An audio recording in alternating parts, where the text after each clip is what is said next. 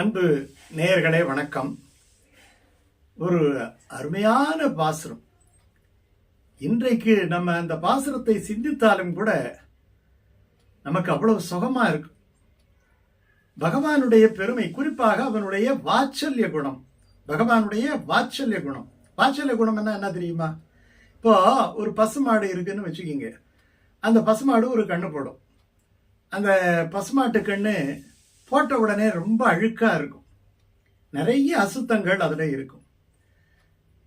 அப்ப அந்த பசுமாடு என்ன பண்ணும்னா, அந்த அழுக்குகளை எல்லாம் தன்னுடைய நாவாலே நக்கி நக்கி அதையெல்லாம் உட்கொள்ளும். அதை தூய்மைப்படுத்தும், கன்றை தூய்மைப்படுத்தும். அந்த அழுக்குகளை எல்லாம் அந்த பசுமாடு சாப்பிடும்.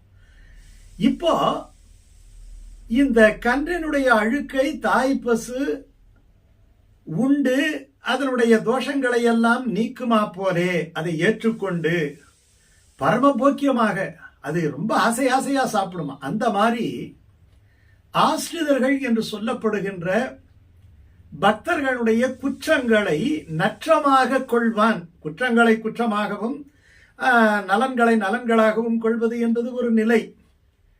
நலன்களையே குற்றமாக கொள்வது என்பது ஒரு நிலை. குற்றங்களை குறிபார்த்து இவன் இந்த குற்றமுடையவன் என்று சொல்வது ஒரு நிலை. அதை தான் நம்ம எல்லாம் பண்ணிக்கிட்டு இருக்கிறோம். 1000 நல்லது பண்ணாலும் ஒரே ஒரு கெட்டது பண்ணிட்டா போறோம். அத்தோட அவன் காலி. நீங்க பெரும்பாலான மக்களிடத்திலே இது ஒரு பழக்கம், கெட்ட பழக்கம் என்று கூட சொல்லலாம். அது எப்படியோ இயல்பா வந்துருச்சு. தோண்டி தோண்டி தோண்டி அவனுடைய குற்றங்களை சொல்வது, அவனுடைய குற்றங்களை கண்டுபிடித்து அவனுடைய பெருமையை எப்படியாவது குலைக்க வேண்டும் என்று நினைப்பது. அது சுயநலத்தினாலேயோ அசூயினாலேயோ, அவனை எனக்கு தெரியாதா, அவன் பெரியவனா அப்படின்னு சொல்றது. ஆனா இந்த ஆழ்வார் என்ன சொல்றார்?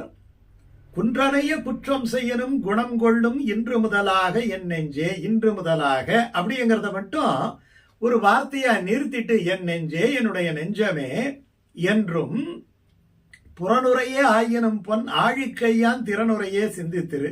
சும்மா மேம்போக்கா கடவுள்கிட்ட போறவன் எல்லாம் உள்ளூர அந்த பக்தி அப்படியே கொப்படிச்சா போறான், அப்படி கிடையாது. பயந்துகிட்டு போறான், இல்லாட்டி ஏதோ ஒரு விதத்தில் நம்மளும் பக்தி செலுத்துவோமே என்று நினைத்து கொண்டு போகிறார்கள். அப்பேற்பட்டவர்களுக்கு சொல்லுகின்றார், நீ மேம்போக்கா சொன்னாலும் கூட அவன் என்ன செய்வானா? நற்றமாகத்தான் கொள்ளுவானாம்.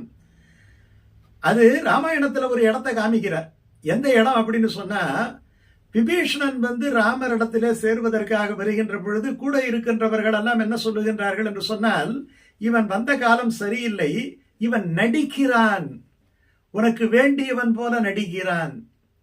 ராமர் ஒரு வார்த்தையை சொல்றார், மித்ர பாவேன சம்பிராப்தம் நத்தியஜேயம் கதஞ்சனா அப்படின்னுட்டு ஒரு அற்புதமான வார்த்தை. என்ன நடிக்கட்டுமேயா, நடிச்சாலும் கூட நான் அவனை ஏற்றுக்கொள்ளுகிறேன், நீயும் வேணா நடி. பகவானே ஒரு நடிகன் தானே.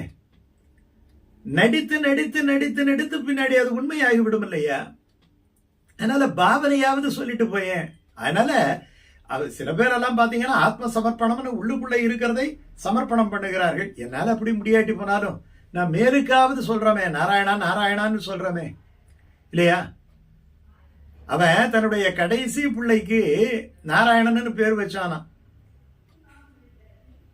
கத்திரபந்துன்னுட்டு ஒருத்தவன். ஆனா அந்த நாராயணன் தன்னைத்தான் கூப்பிடுறாரு நெஞ்சுக்கிட்டு போயிட்டாராம்.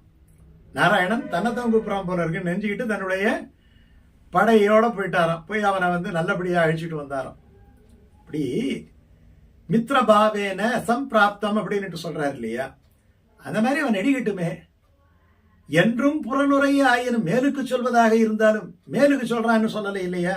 எல்லாம் இங்க இருந்து வர்ற வார்த்தைங்கிறார். எங்க தொண்டையில இருந்து வர வார்த்தை தான், இங்க இருந்து வர வார்த்தை இல்லைங்கிறார். நெஞ்சத்தில இருந்து வருகின்ற வார்த்தை அல்ல, மேலுக்கு தொண்டையில இருந்து சொல்லுகின்ற வார்த்தையாக இருந்தாலும் பகவான் ஐயோ இவனுடைய பக்தன் என்று நினைத்து கொண்டு என்ன பண்ணுவானா, நம்ம எவ்வளவு தப்பு பண்ணாலும் எப்படி இந்த தாய் பசுவானது தன்னுடைய கன்றினுடைய அழுக்கை போக்கியமாக கொண்டு அதை தூய்மைப்படுத்துமோ அதை போல என்ன செய்வானா, குற்றங்களை எல்லாம் நற்றமாக கொள்ளுவான். இதுதான் அந்த பாடலுடைய மிக அருமையான ஒரு விஷயம். இத வேறு விதமான கோணத்திலே நம்ம பார்க்க வேண்டும். என்ன கோணம் என்று சொன்னால், இப்போ குன்றனைய குற்றம் செய்யும் குணம் கொள்ளும் இன்று முதலாக அப்படின்னு சொல்லிட்டு பகவான் இப்படி நினைப்பாங்கிறான். ஆனா நம்ம சொல்றோம், என்னுடைய நெஞ்சமே பகவானிடத்துல போய் என்னுடைய குற்றங்களை எல்லாம் நற்றமாக கொள் என்று கேட்கின்ற தகுதி உனக்கு வேண்டும் என்று சொன்னால், நீயும் மற்றவர்களுடைய குற்றங்களை பொருட்படுத்தாதே, காணாக்கண் கேளாச் செவியாக இரு.